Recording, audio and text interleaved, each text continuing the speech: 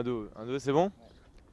Hi, I'm with Dimitri Poliaroush, world champion 2003 synchronized and world champion 1996. So, Dimitri, how are you? I'm good. I'm very happy to be here in France, in Paris. That's my favorite city in the world. And I'm glad to be here again. First time I've been here in '86, so that's probably my fifth or sixth trip to Paris. And it's wonderful. Weather is good. WorldCam.Trump. No. WorldTramp.com is good. Do you And like it? life is wonderful, yes. And for the beginning, may you wish an happy anniversary to the French trampolining for his 40th anniversary? Yeah, well, actually, yes, it is. Congratulations with that's a huge celebration, and actually, I enjoyed the party last night. I saw the people who I was compete with and who I didn't even compete with. So somebody even was older than me, and it was pretty interesting. It was very interesting to see different people and great people in the history of trampoline. Okay. Nickel. So, first question. Je vais la faire. Could you tell us more on the circumstances surrounding your beginning at trampolining? Well, I started trampoline at 6 years old, and that was in Berezniki, Russia, Perm region. And what my view was about trampoline, like I saw circus, the trapeze, and they always was doing skills landing on the net. So this is what my understanding was about trampoline, and this is what I want to do. So I asked my parents, well, I would like to do that kind of stuff. And I'm like, so how it's called? They're like acrobatic. So all the time with my parents, I was going to the cinema every Saturday and always passing by club where trampolinist was bouncing. So I saw that in the window. I'm like, well, mom, this is what I want to do. So eventually I came and with my brother, and they didn't like me because in Russia you're supposed to do the test, like you're supposed to have a certain type of body, skinny, short, whatever. So I was a big kid, and they told me like, well, it will be much more better for you go one floor up. It's a wrestling gym to be a wrestler. So, but I was begging them and begging, so finally they let me in. So this is how I start trampoline. Nickel. Génial. That's good. Yes, wonderful. euh, ouais, champion titles. European Junior Champion title. Yes. Could you tell us more on your two European Junior Champions titles? Okay, well, my first European Junior was in 1986, and that was in Poland. I was 16 years old, and well, like I was ranked number one in the junior Soviet Union team. So of course, when I was going over there, I was like 100% sure that I will be winning, you know. So definitely I was going in, and I did win. And it was a great experience because like that was a for me with those like a huge big competitions, like when I saw 20 countries compete against me. So I was very, you know, of course it was a pressure, but you know, I was pleased with competitions. It was very interesting fighting with, well, it's actually from first to fourth it was Soviet athletes, but still it was a different judges, and the judges still like me more than everybody else in Soviet Union team, so I was proud of that and happy with that. But second European Junior was in Germany in 1988 in Salzgitter, but at that point I was already second at World Championships, and so I was going, I already know where I'm going to and for what I'm going to, and yeah, that was pretty easy and simple to win in 1988. But in 1986, that was quite interesting, and I mean, it was good. Ah, tu m'étonnes. Je crois qu'il n'y a que lui et Dogonadze qui ont gagné deux fois de suite le championnat d'Europe junior. There are only you and Anna Dogonadze to win twice or in Europe. Yes. Oh, that's wonderful. So I'm the only man who won twice? I think Mel. Yes. Okay. Euh, At the European Junior Championships, a bit Moskalenko. You want me to read it? yes, if you. At the European Junior Championships in 1986, you beat Moskalenko for the gold medal. Did you foresee at the time that you would have such a long-lasting friendly rivalry with him? Well, at that time, like, well, first of all, we grew up with Moskalenko. Like, from 10 years old, we was competing against each other. I mean, at all competitions, like at all Russian competitions, at all Soviet junior competitions. And we was together in Soviet Union junior team. But,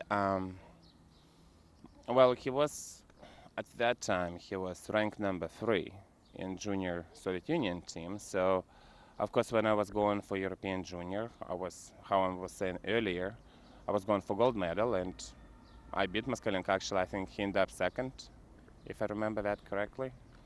So that was not big surprise, or like it was a not huge success for me to beat Moskalenko at that point, because he always was losing to me at that time. So, but actually, you know, like in Soviet Union team, it was very different. It was like if you in a good junior, you automatically go into senior, and usually it was like one boy out of 6 who can make senior team. And so Moskalenko didn't make it in 1987. So actually, I didn't even think, and Moskalenko was quite surprised. Well, surprised for me, when he was start jumping very well in 1989 and 1990, and so I really was start thinking about that long career and, you know, fighting for the rest of our lives, really like from 1989. I didn't think about that in 1986. I was thinking he's done, but he wasn't. I guess he's a tough guy, so. Ah, tu m'étonnes, c'est un bonhomme, hein. Ouais. Could- Could you tell us more about your first World Championships in 1986 in Paris, where you acceded to the final at the age 16, just before Igor Glimbatovsky?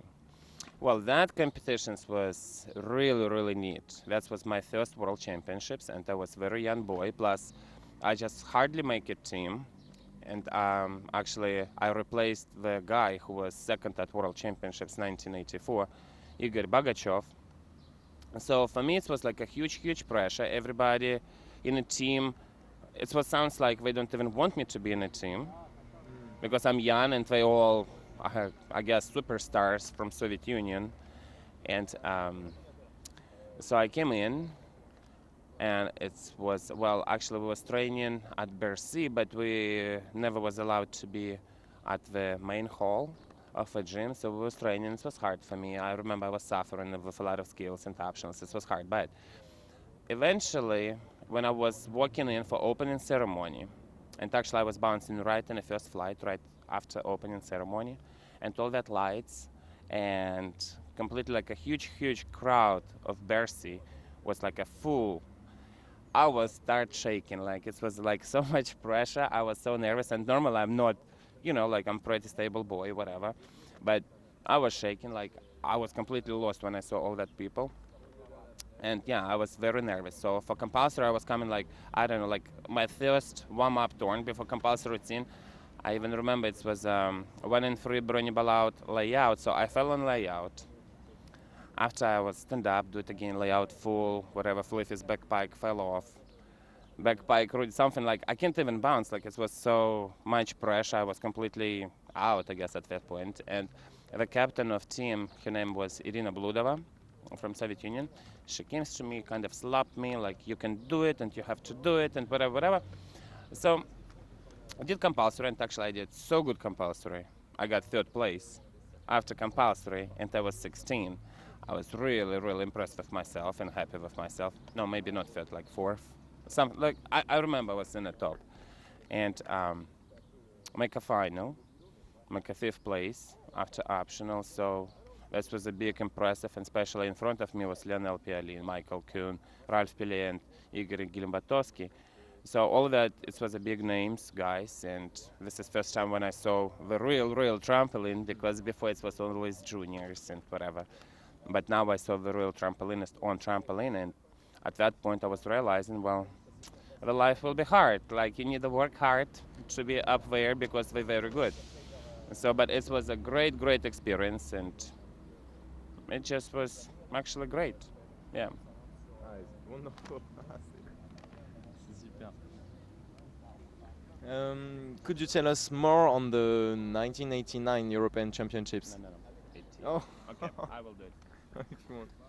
Could you tell us more on the 1988 World Championships in Birmingham, where you missed the title for only 2 tenths? Well, the United States. That was the World Championships in the United States, and at that time I was already 17 and half or whatever. Yeah, and I already got the Soviet Union national title, senior title, and I was in very, very, very good shape when I was going to that championships. But of course, I don't want to say I was planning to win, but I knew I will be somewhere in the top. So when I did preliminaries, and I did pretty good preliminaries, I was first going after preliminaries going to final. Of course, that was like a shock and surprise for everybody, like for judges, for coaches, even for athletes. Because I mean, I'm young and like a big name, Krasnoshapka, Bogachev bouncing there, and we're losing. And actually, it was a so funny story about that World Championships. Just before final, I have a dream. What I have a score 8-8, and I won the title of World Championships. I'm like, okay, so I wake up in the middle of night. I'm like, well, what's going on with my head? Like 8-8, that's a very, very high score. Because like in preliminaries, I got maybe like 8-4, and that was the first result. I'm like, well, 8-8, that's not real, that's unbelievable. So the funniest thing was happening final. When my scores was 8-7, 8-9, 8-7, and 9, 8-7. And back when it was like a 8-7, 8-9 was out, 8-7, 8-9 was out, so my score was 8-7 multiplied by 3. And so this is what was happening. If I will be have 8-8, Yeah. I will be become world champion. But I got 8-7, and Krasnoshapka beat me in the final, so I lost 0.2 in final. But that was quite quite interesting dream just before just before final. But anyway, this is what was happened. But I was happy about it. I was second at World Championships, so I showed to all world because like before that competitions, um, every judge kind of was, well, Poliaroush is good, but maybe he's not that good. Like even judges was giving me different rank, like somebody given 9.5, somebody giving me 9.1. It was kind of, they don't know if I'm really good, but at that time, I guess I was shown to them what I'm good. And just look for me, I guess. And right from there, my dream was only like a going for the big title, for first place. Super. Ouais, Championships 1918. Could you tell us more on the 1989 European Championships? Okay, that was a bad, bad one.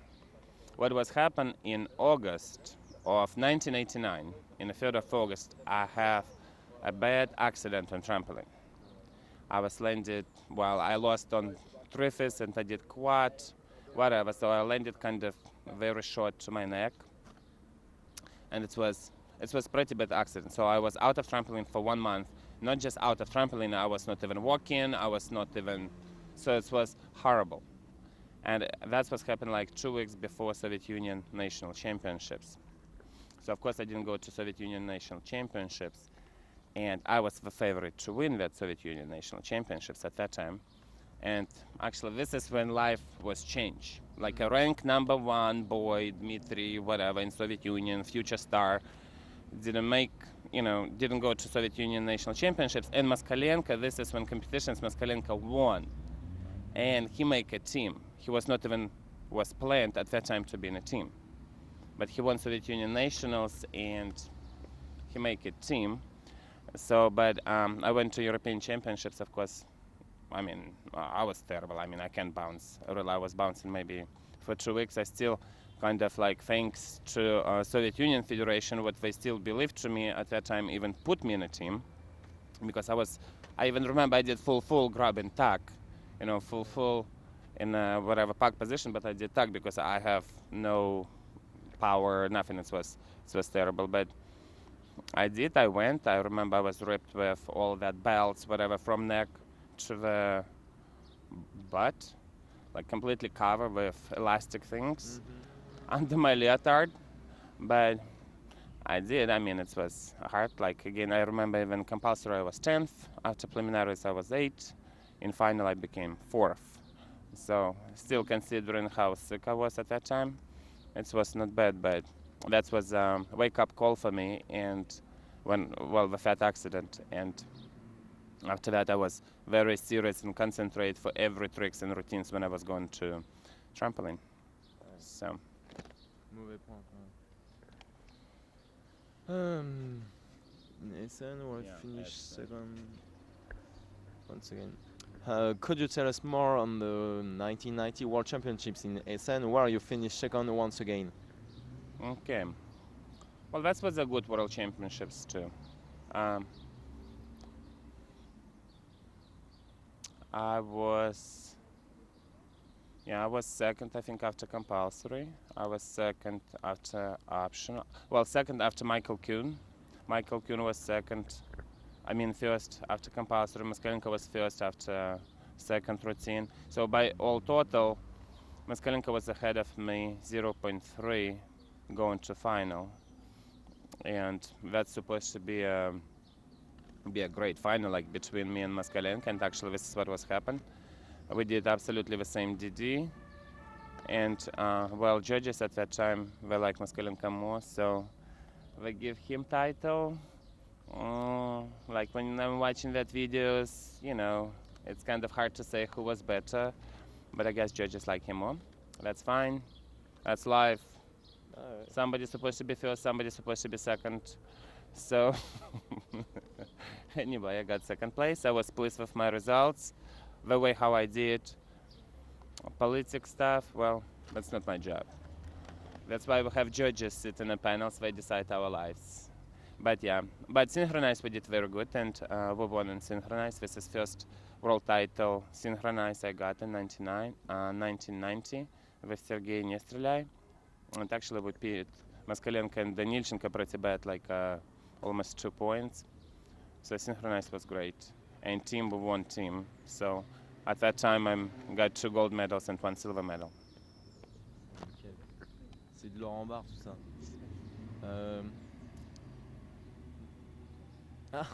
Could you tell us more on the 1991 European Championships and your new silver medal at that event? Okay, that was in Poland in, I believe, Poznan, European Championships. It was again good competitions, but I did actually very hard routine 14-6 DD, and first time I did double full. Like first time at the competitions, that was a skill. I guess somebody I even saw on internet, somebody was calling that Poliaroush, but whatever. Somebody calling killer, Miller plus, somebody calling Poliaroush. So at that time, I was the first one who did that double full. But I didn't do good routines. It was, traveling and all over.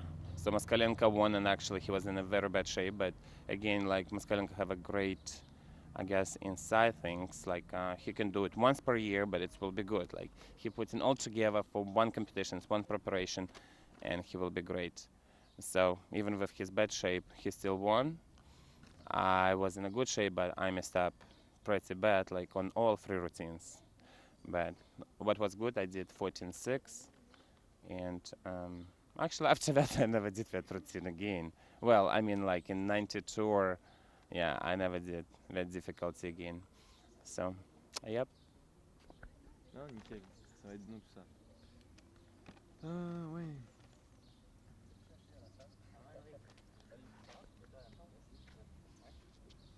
Eh, on est désolé. Non, mais tu nous dis après, hein. After, ouais. Comme tu sens. Parce que tu passes en 3ème série, c'est ça? 4ème. Donc t'as le temps. Et tu veux peut-être voir tes copains après, non? C'est vrai, non mais si tu veux. Are you agree that he stay here? Yeah, that's Are you? You will listen that on the internet anyway. Nickel. Okay.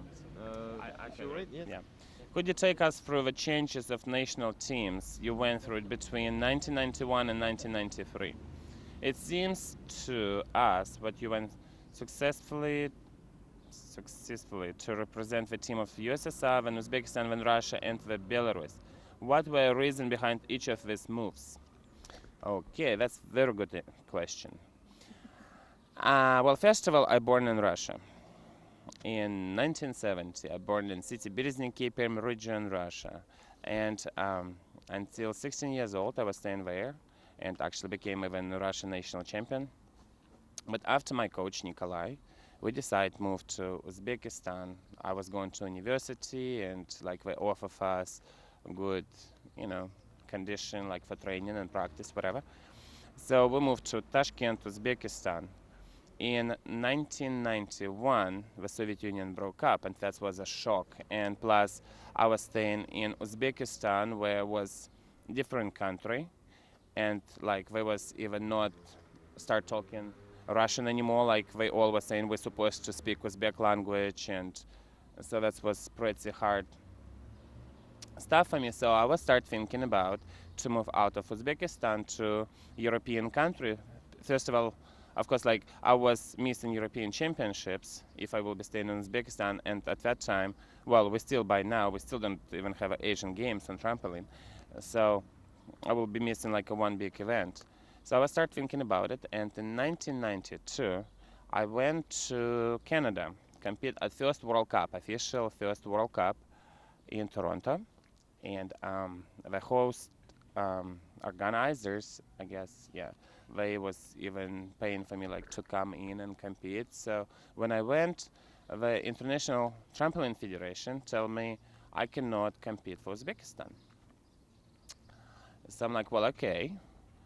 Like, what countries I can compete at that event? They're like, well, for right now, the members of International Federation is Russia, Belarus, Ukraine, I believe it was Moldova, Latvia, and Georgia, something like that. 6 countries. So I can choose only out of 6 to compete. I'm like, well, I'm presenting Soviet Union. I was coming like a Soviet athlete. They're like, well, we don't care. It's no Soviet Union anymore. So, but I have a Russian passport. So organizers was telling me, well, just compete, you know, for Russia. Since you're Russian, you can compete for Russia. Plus, of course, I understand them. They pay me money to compete. I'm like, sure.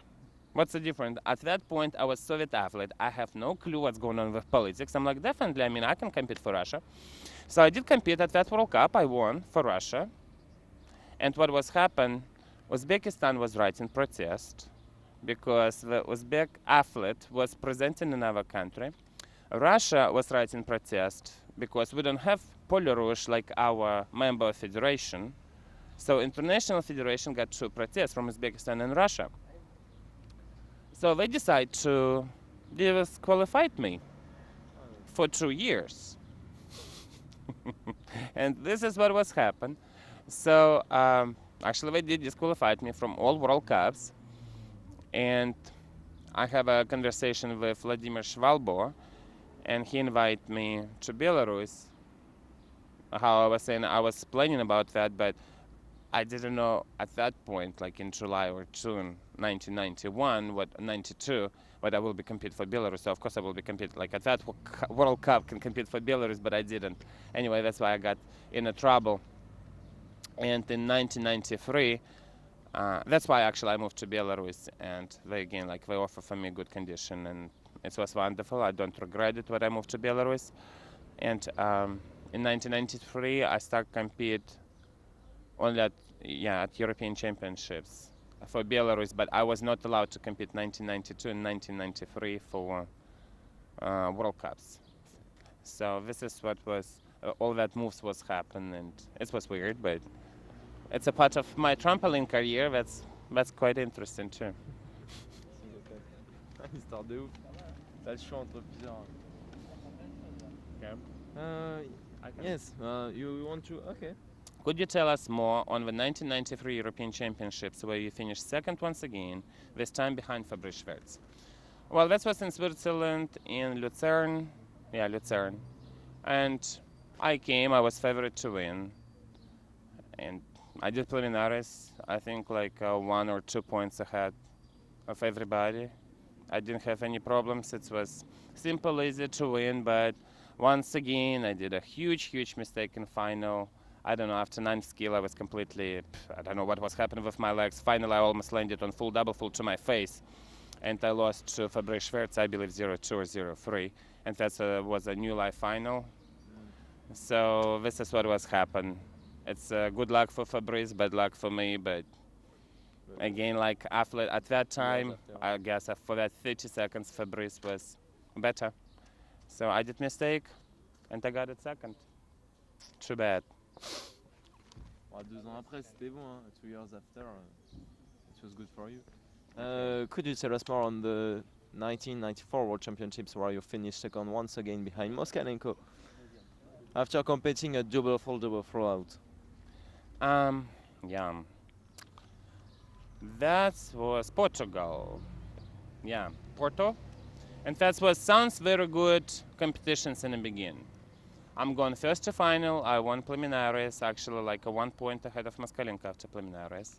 Me and Evgeny Belyaev was first in synchronized, also like a 1 point ahead of Moskalenko Danilchenko. Belarus men team won the world title. We beat Russians, what was a huge, incredible, whatever celebration for us. So here's the final days, and it will start with synchronized when me and Belyaev did really good routine in synchronized. I don't know how we got second, but we was beat by Moskalenko Danilchenko. We got first. But in individual, I still think what Moskalenko did in final that was like a history routine. That's, in my opinion, that was one of the best in all history of trampoline routine. And this is what I was saying about Moskalenko.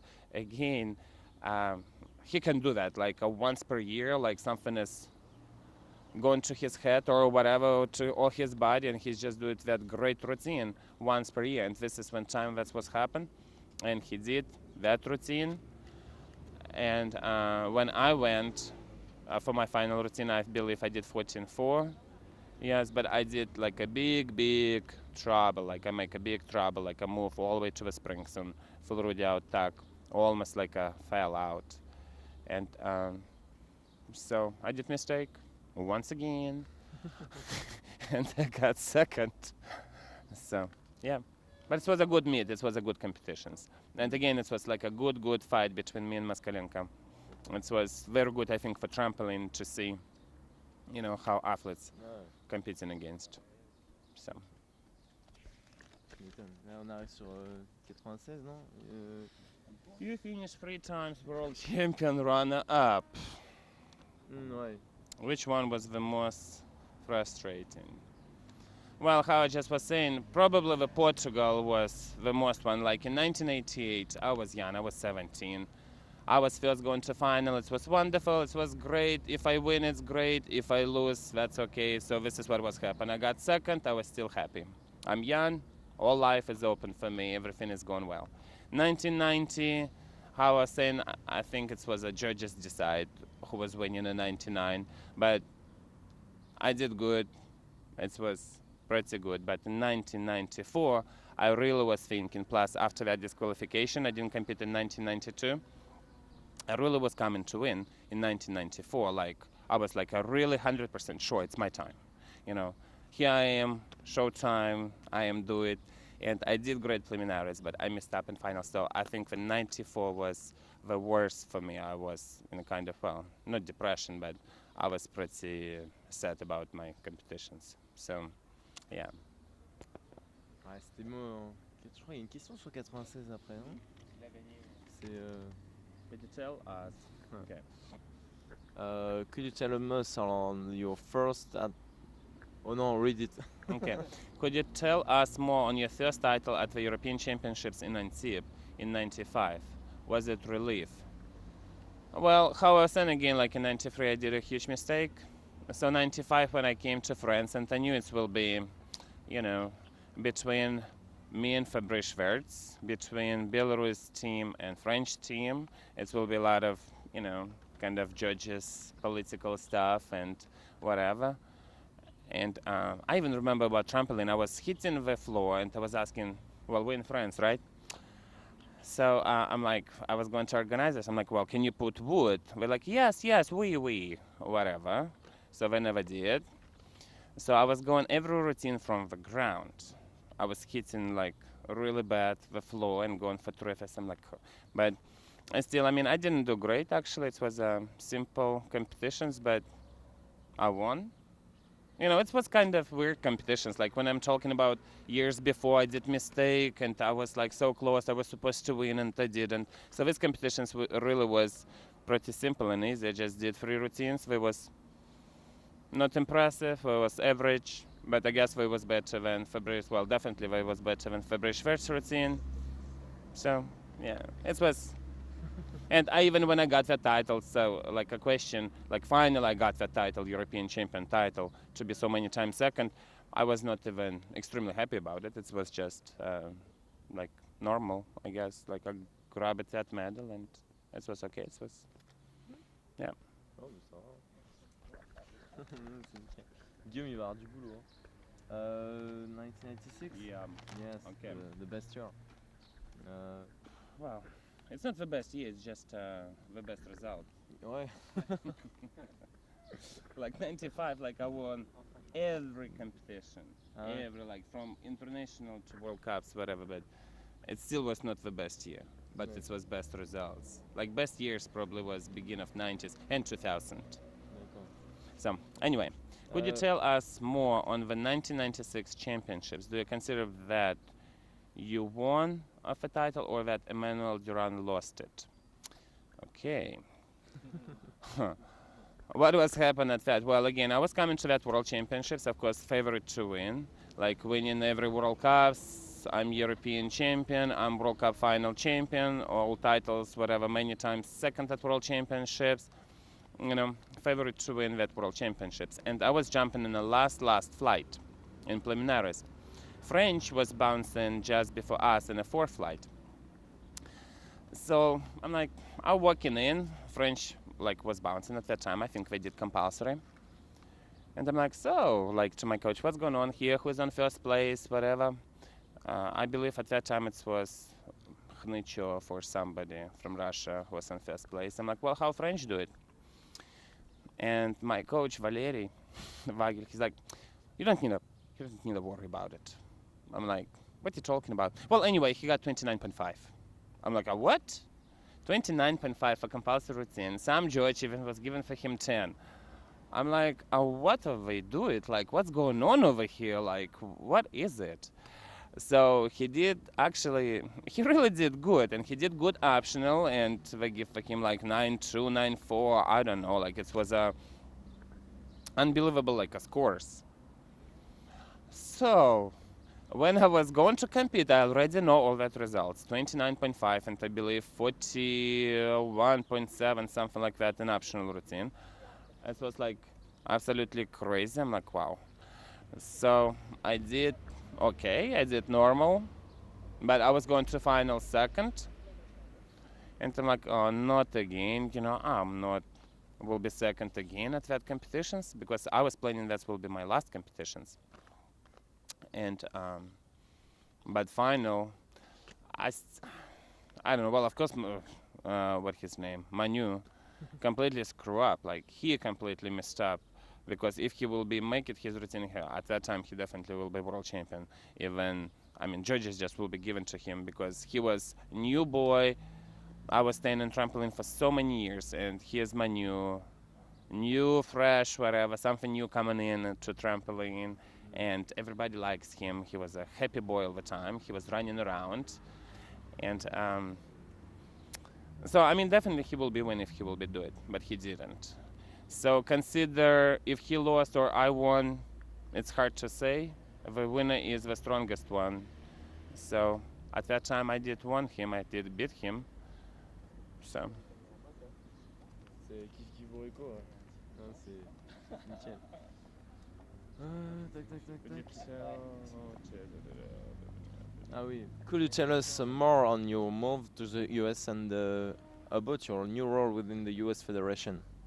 Okay, in 1996 I decided to stop competing because I got all titles on trampoline at that time, European, World Champions, Synchronized Individual, Teams, whatever, World Cup Final Champions, World Cup Series Champions.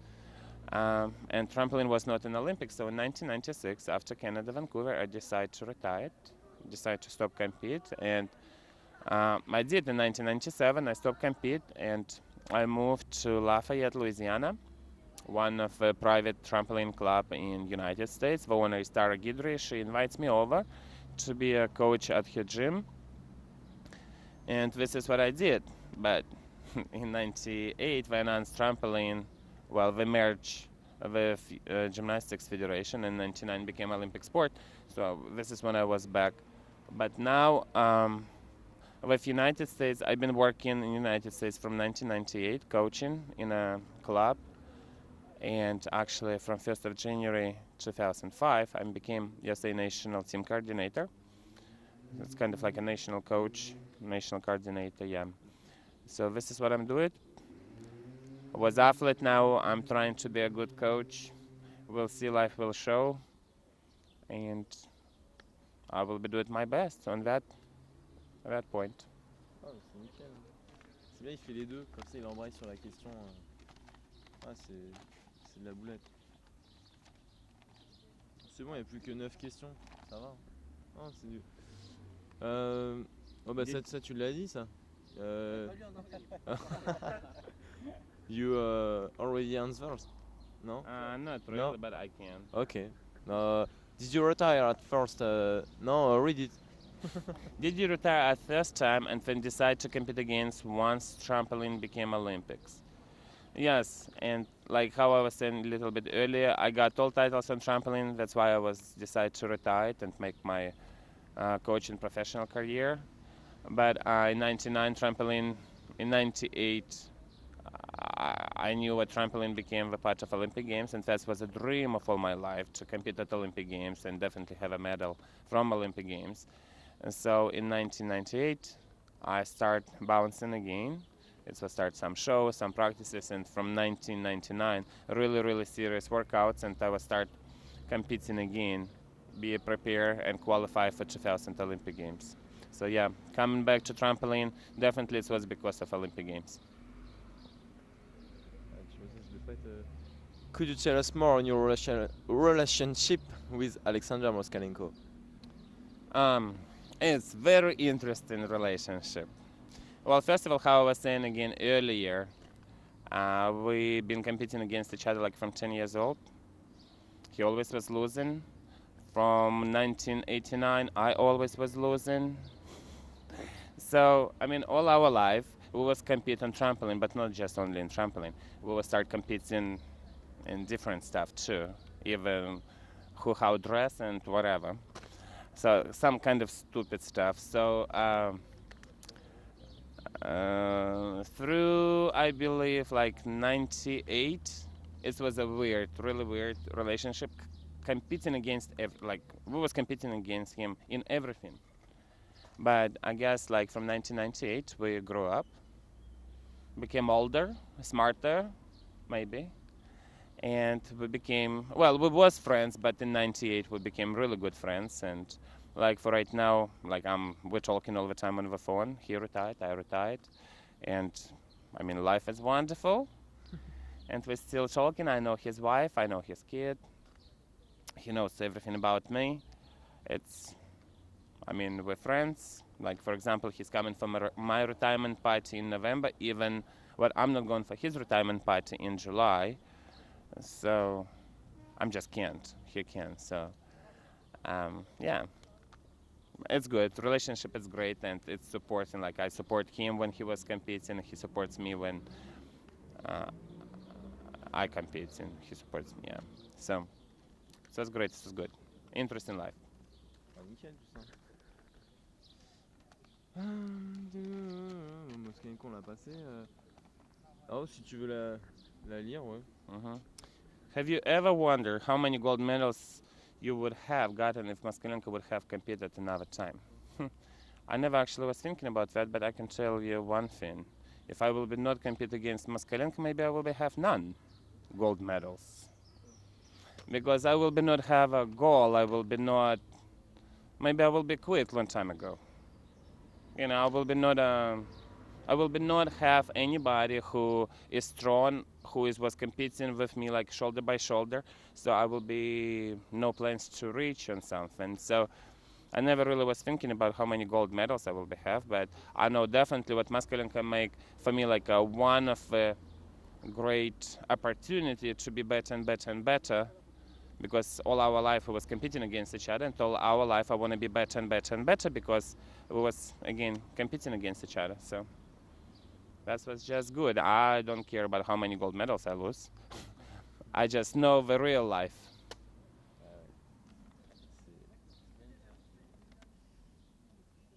Okay. Could you tell us more on your relationship with members of French team through the years? All the time. The French was always my good friends. Like, for example, even French team came to Lafayette, work out before Olympic Games in 2000. Like with Emmanuel Durand, I'm always talking on the phone at least once per week, and he lives now in the United States. So we're very good friends from competitions and still now. Fabrice Schwertz, I'm kind of like far away, I guess, but still, like in 2001, we have a wonderful weekend in Milan, Italy. So it was good again.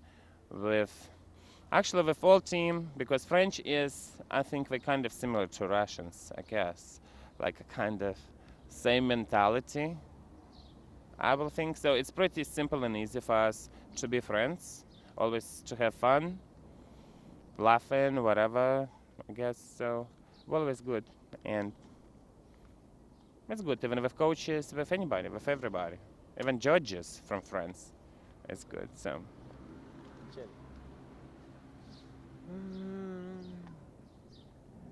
Um, ouais. In your opinion, what is your best accomplishment during your career?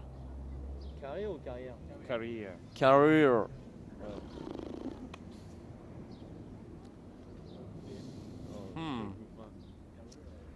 Il fut Avenger, sinon.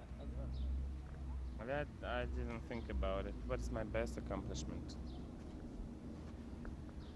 Today. This interview.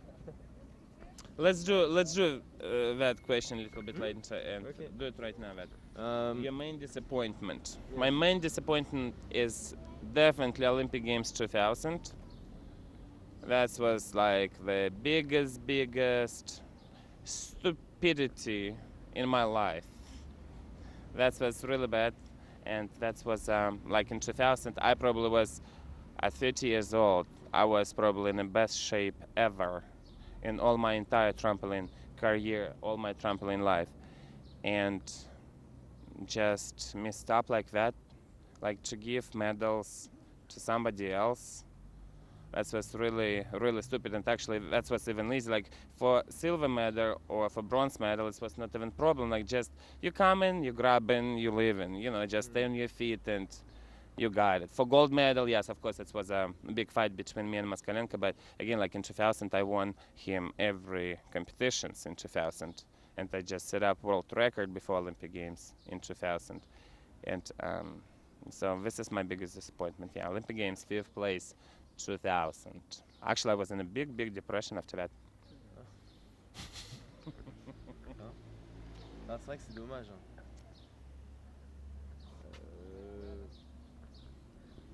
Ouais, ou. Accomplishment? I don't know. Accomplishment. Oh, no problem. No. I don't know what was the best. Your registration on worldchamp.com. No? Like accomplishment, like you're talking about the place, the medals. Ouais, ouais. Well, let's do that way. In your opinion, what is your best accomplishment during your career? Well, first of all, I became professional trampolinist. The trampoline makes me feel for myself like I can stand up for myself. I feel proud of myself. I feel pretty comfortable wherever with around even presidents of countries, you know. And this is, I think, what all trampoline did to me. Plus, all that travel what I did through the years from whatever 12 years old. I mean, I saw so many countries. I met so many people. I saw so different cultures. What makes my life more interesting, makes me I hope, smarter, more intelligent. So this is all accomplishments I got just to do trampoline. And when people say, well, trampoline, that's not a whatever money maker. Well, definitely not. It's not a money maker, but it's a wonderful life. It's interesting life. It's wonderful people in a trampoline, and I think this is what the best part of all that trampoline what I got. The medals, all that, it's great, but you know, whatever it's coming, it's going. But the life is continue going, and I would like to keep in touch with trampoline the rest of my life. So. Ouais, nickel. Ça fera école, ça. Which athletes do you coach in Lafayette? Well, how I was saying, now I'm a national coordinator, so I'm national coach. I'm really coaching everybody, but like specifically, like who is my athletes? It's like the members of USA team right now. It's a Chris Estrada, he's right here. Alena Abier, she's here. Um, Jenny Westcott, she's here. Um, I mean, they got some like national titles. They became national champions. Plus, Elena Aber, she won World Age Group Games in Hanover, and Aaron Blanchard won World Age Group Games in Denmark. So I'm young coach. We have some results coming up, and we already have some results. So hopefully it will be better and better and better, and we'll see. Nickel. Have you met Jeff Hennessy in Lafayette? Yeah. Ouais. Have I met Jeff Hennessy in Lafayette? Yes, definitely. I met him. He lives in Lafayette. He comes to our gym quite often. And even his daughter, Lee Hennessy, she comes even work out at our gym. So now she's in Hollywood.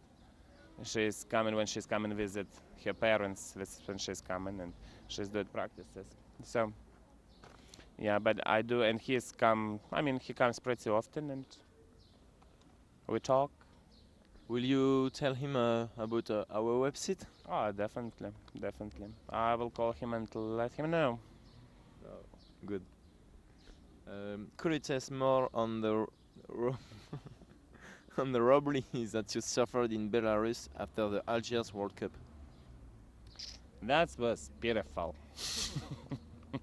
I was supposed to fly out to United States, and I just grabbed.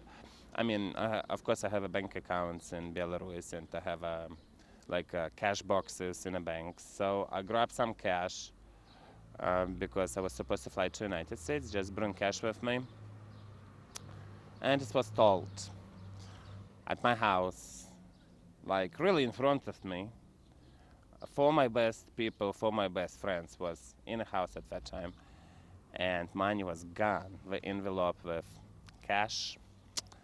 That was pretty sad. So eventually, I'm like, well, where's money? Well, they didn't answer. They don't want to answer. I'm like, well, if you're not giving me money right now, because it's nobody was else. It was just 4 people, my best friends, like the closest people to me. And I'm like, if you're not giving me money right now, so I'm calling cops. They were like, do it. So I called the cops. Cops came. It was a big mess. It was a lie detector. It was it was even taking clothes out, and it was pretty bad. Next day, well, money was not found. Next day, I flew out to United States, and in Belarus became like a huge deal all over newspapers and TV, and it was pretty interesting story, but bad story. And life will show. Eventually I will know who did that. But the only bad thing, again, how I'm saying, like, money is coming and they going, but it was my 4 best friends. So one of them stole the money, and all of them was with me more than for 10 years. So it's kind of make hard to trust people, but oh well. Il s'est fait tirer ça par son meilleur pote. Et il l'a éclaté alors. Il l'a défoncé ou pas? Did you know about that, Henrik? Ah. Did you know about it? Ouais, ça commence là? Yeah, it was there. Dans 10 minutes, ouais? In 10 years. Ouais. Which coach was the most important thing? Yes. Here? Which coach was the most important in your career? Well, it's definitely Nikolai Zhuravlev. And actually, I really call him, this is the only my coach, because, I start with him, I go with him through 1992. He makes all me. This is who did the job, and this is who was, he spent his life for me, and he opened life for me. So yeah, this is the only coach, and I consider him the great coach, and he's definitely great psychologist. I always feel so comfortable and great when he's with me at the competitions.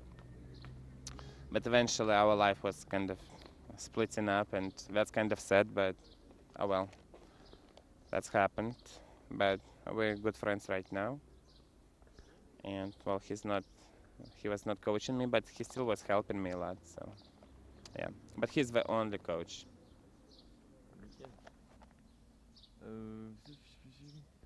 Did you look up to some other trampolinists? If yes, which ones? When you were younger?